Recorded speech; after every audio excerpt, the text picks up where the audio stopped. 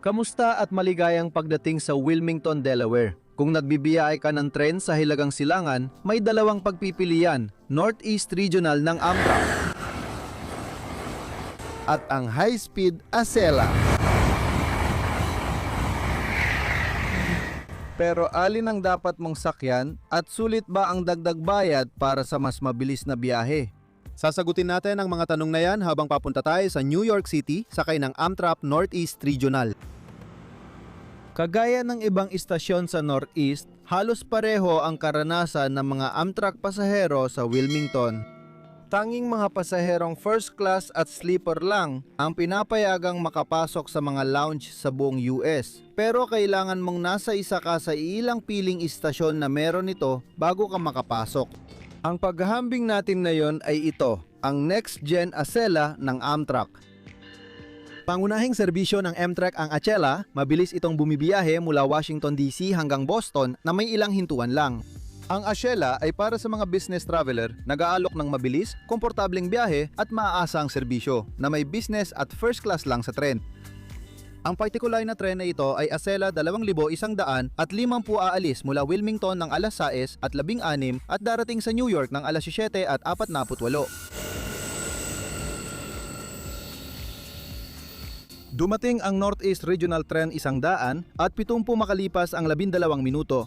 Bagamat 12 minuto lang ang pagitan, ang Acela 2,150 ay darating sa New York ng 34 na minuto mas maaga, kaya makakatipid ng mga 20 hanggang 25 minuto sa biyahe. Pag-akyat sa tren, nakaupo kami at naghanda sa biyahe. Dire-diretso ang ruta mula Wilmington hanggang Philadelphia, parehong bilis ng Acela at Northeast Regional na tren. Naabot namin ang 125 milya bawat oras habang patungong Hilaga sa tabi ng Ilog Delaware, tahimik ang aming M-Fleet isa. At makalipas lang ang 20 minuto, nasa Philly na kami. Mula rito hanggang Newark, bumabawi ng oras ang Acela at tatalakayin natin ang mga dahilan nito mamaya. Isa sa pinakakapansin-pansing pagkakaiba ng Northeast Regional at Acela trains ay ang karanasan sa loob ng tren sa ngayon. Nag-alok ang coach class sa Northeast Regionals ng sapat na legroom, konting espasyo sa ilalim ng upuan sa harap, bulsa sa likod ng upuan at tray table. Makikita ang mga saksakan sa mga pader na may kasamang mga ilaw para sa pagbabasa na naka-built-in sa mga lagayan ng bagahe sa itaas. Ang upuan ay naihilig ng mga 20 degree gamit ang pindutan sa armrest. Bagamat ito ay coach, napaka-komportable ng mga upuan, makakapal at nabibigay suporta ang mga ito, kaya komportable para sa maikling biyahe o malalayong paglalakbay. Nag-aalok ang business class ng mas maluwag na legroom, nakatalagang upuan at espesyal na bagon sa dulo ng tren. Sa Acela, may mga nakatalagang upuan at 8 pulgadang dagdag na espasyo sa paa sa business class na may pakpak na headrest at cup holder bukod sa karaniwang amenidad. Sa first class, makikita mo ang 2 sa 1 na ayos na mga upuan na may mas maluwag na legroom at mas malalapad na upuan at may premium amenities tulad ng pagkain, lounge access at dedicated attendant. Totoo ang pag-upgrade mula regional sa Acela, pero nakadepende ang halaga nito sa haba ng biyahe at sa prioridad mo sa ginhawa.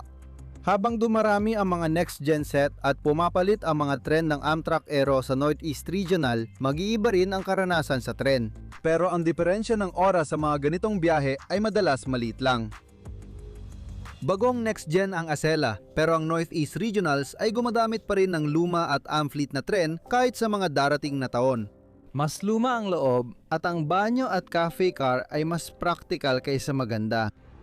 Maliwanag at moderno ang loob ng Acela, may malinis at maluluwag na banyo at kakaibang cafe setup. Sa ganitong biyahe, maliit lang ang epekto ng mga pagpapabuti sa buong paglalakbay. Pagkatapos huminto sa Trenton, nakarating kami sa New Jersey Racetrack, isa sa ilang lugar sa Northeast Corridor na kayang abutin ng Acela ang 160 milya kada oras. Malaki ang agwat ng bilis ng Acela at Northeast Regional, umaabot sa 35 milya bawat oras. Narito ang Northeast Regional na tumatakbo sa 125 bilang paghahambing.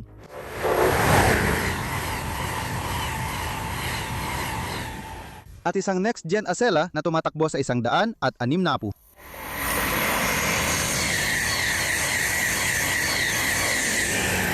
Malaki talaga ang pagkakaiba pero nangyayari lang ito sa medyo maliit na bahagi ng biyahe. Paglampas sa New Jersey Racetrack, huminto ang tren namin sa Metro Park. Ang mga hintuan tulad nito at sa Trenton ang bumabagal sa regional. Sa pagitan ng Wilmington at New York City, 2 beses lang humihinto ang Acela, Philadelphia at Newark. Ang Northeast Regional namin ay 4 lang ang hintuan habang may ibang tren na mas marami pang istasyong hinihintuan. Kung mas kaunti ang hintuan at mas mabilis, bakit maliit lang ang diferensya? Bagamat kayang tumakbo ng Next Gen Acela ng 1, 160 mas mabilis lang ito kaysa Northeast Regional sa ilang piling bahagi ng riles. Sa pagitan ng Wilmington at NYC, may ilang bahagi lang ang Acela na mas mabilis kaysa Northeast Regional. Sa biyahe, 24 na milya lang sa mahigit 100 milya ang pwedeng bumilis.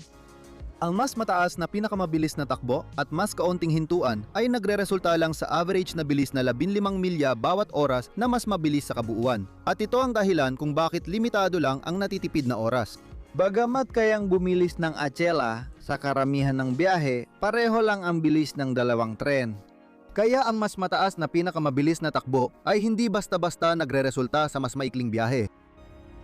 Para sa mga nagbibiyahe sa negosyo, mahalaga ang bawat oras. Ang 20 hanggang 25 iyon ay pwedeng magdesisyon kung aabot ka sa umagang pulong o hindi. Paano naman ang presyo? Magkano ang dagdag bayad mo para sa dagdag minutong iyon? Sa pinakamababang pamasahe, mas mahal na mga $40 ang Acela depende sa araw at aga ng booking. Iyon ay mga $1 at 82 sentimo kada minutong natipid. Para sa mas mataas na klase, halos $9 ang dagdag o $4 at 9 sentimo kada minuto. Sa mahahabang biyahe gaya ng DC to NYC, halos pareho rin ang gastos kada minutong natipid. Alin nga ba ang mas maganda at higit sa lahat? Ano ang dapat mong piliin?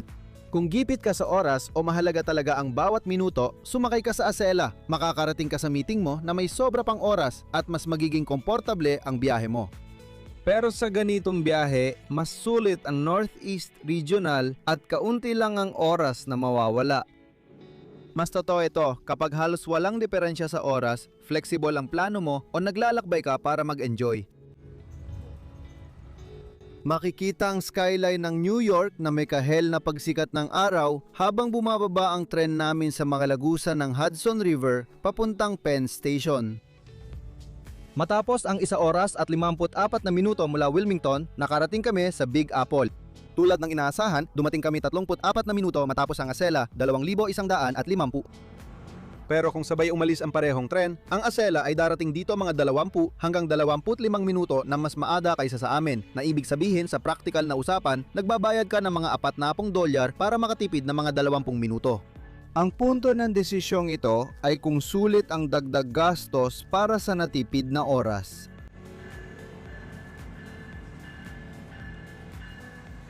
Habang paakyat tayo sa Moynihan Train Hall, tapusin na natin ang video ngayon. Sana nagustuhan ninyo ang biyahe at malinaw na sa inyo ang dalawang serbisyo ng Amtrak sa Northeast, kaya alam nyo na ang pipiliin sa susunod na paglalakbay. Sa susunod na linggo, pupunta tayo sa Albany para sumakay ng Empire Corridor ng Amtrak babalik sa kahabaan ng Hudson papuntang New York City. Kahit paano, kung bago ka lang dito, ikatutuwa ko talaga kung i-click mo ang subscribe button sa ibaba. Libre lang ito at malaking tulong para masuportahan ang channel. Malaking pasasalamat at shoutout sa aking mga tapat na patron at miyembro. Kahanga-hanga ang inyong kabutihang loob at labis ko itong pinahahalagahon. Kung gusto nyong mapasama ang pangalan nyo sa video o suportahan ang channel sa higit sa isang paraan, bisitahin ang mga link sa ibaba ng description. Pero hanggang dito na lang muna ako. Salamat sa pagsama sa akin at makikita tayo sa susunod.